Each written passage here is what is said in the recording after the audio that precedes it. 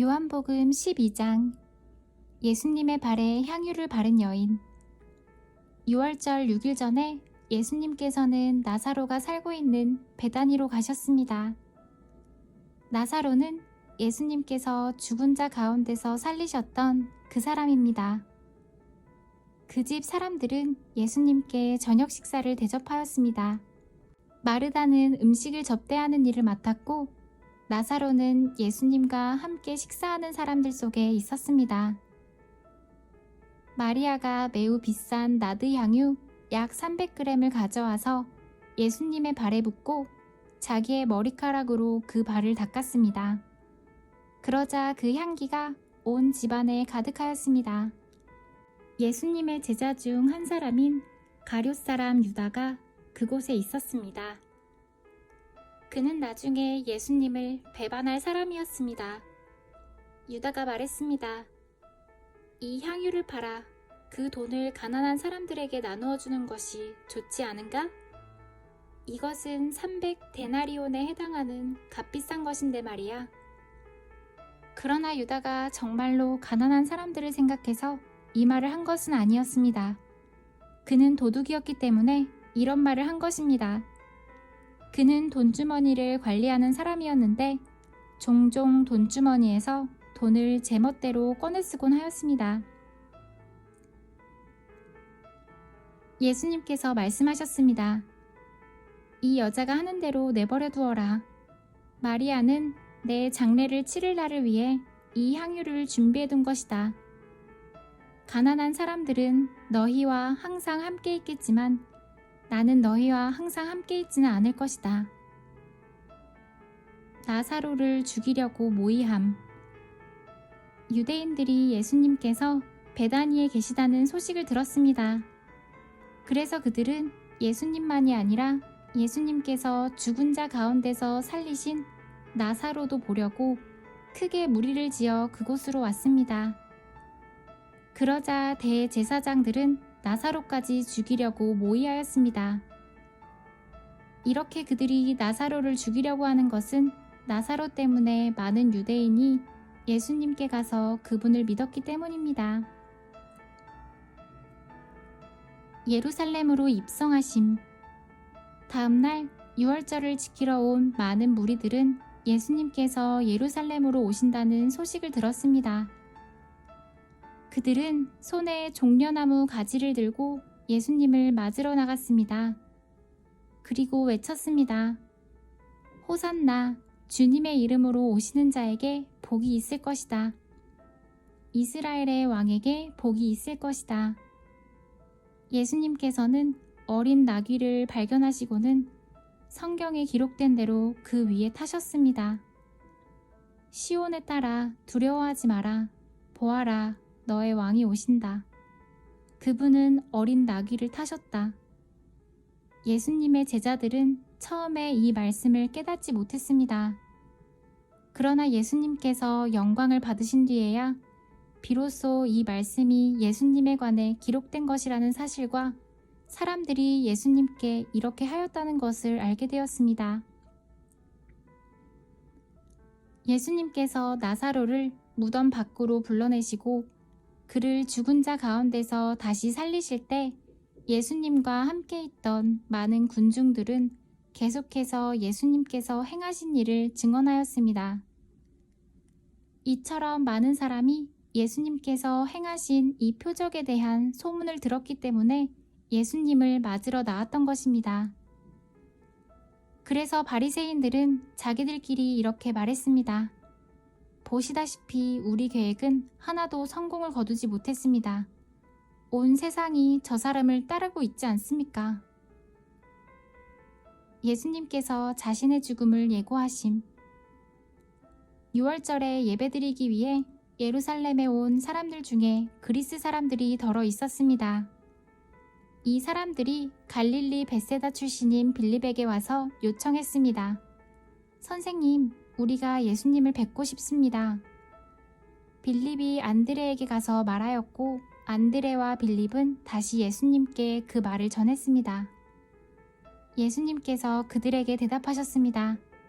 인자가 영광을 받을 때가 왔다. 내가 너희에게 진리를 말한다. 밀알이 땅에 떨어져 죽지 않으면 한 알 그대로 있지만 죽으면 많은 열매를 맺는 법이다. 자기 목숨을 사랑하는 사람은 목숨을 잃을 것이지만 이 세상에서 자기 목숨을 미워하는 사람은 영원히 목숨을 보존할 것이다. 누구든지 나를 섬기려면 나를 따르라. 내가 있는 곳에 나를 섬기는 사람도 있을 것이다. 나를 섬기는 사람은 내 아버지께서 높이실 것이다. 인자가 들려야 하리라. 지금 내 마음이 무척 괴로우니 무슨 말을 하겠습니까? 아버지, 이 때를 벗어나게 해주십시오. 아닙니다. 나는 이 일 때문에 이 때에 온 것입니다.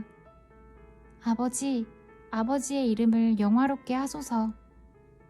그때 하늘로부터 내가 이미 영화롭게 하였고 또다시 영화롭게 할 것이다 라는 소리가 들렸습니다. 곁에 서서 이 소리를 들은 많은 사람이 천둥 소리가 들렸다고 말했습니다. 그러나 그 사람들 중에는 천사가 그에게 말하였다라고 하는 사람들도 있었습니다. 예수님께서는 이렇게 대답하였습니다. 이 소리는 나를 위해서가 아니라 너희를 위해서 들린 것이다. 이제 이 세상을 심판할 때가 왔다. 이제 이 세상의 통치자가 쫓겨날 것이다. 내가 땅에서 들려 올라가게 되면 나는 모든 사람을 내게로 이끌 것이다. 예수님께서 이런 말씀을 하신 것은 자신이 어떤 식으로 죽을 것인가를 보이려는 것이었습니다. 군중은 이 말을 듣자 이렇게 말했습니다. 우리는 율법에서 그리스도가 영원히 계실 것이라고 들었습니다. 그런데 당신은 어떻게 해서 인자가 들려야 한다고 말씀하십니까? 당신이 말씀하시는 인자란 도대체 누구입니까? 그러자 예수님께서 대답하셨습니다. 빛이 잠시만 더 너희와 함께 있을 것이다.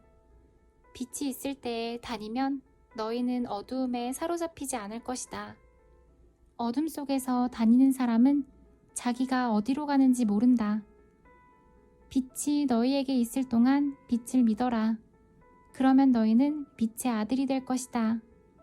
예수님께서는 이 말씀을 하시고 그들을 떠나 숨으셨습니다. 유대인들의 불신앙. 예수님께서 이 모든 표적을 사람들 앞에서 행하셨지만 그들은 여전히 예수님을 믿으려 하지 않았습니다. 이것은 이사야 예언자의 말씀이 이루어진 것입니다. 주님이시여, 우리가 전한 것을 누가 믿었습니까? 주님의 능력이 누구에게 나타났습니까? 이런 이유 때문에 사람들은 믿을 수가 없었습니다. 다시 이사야 예언자는 말하였습니다.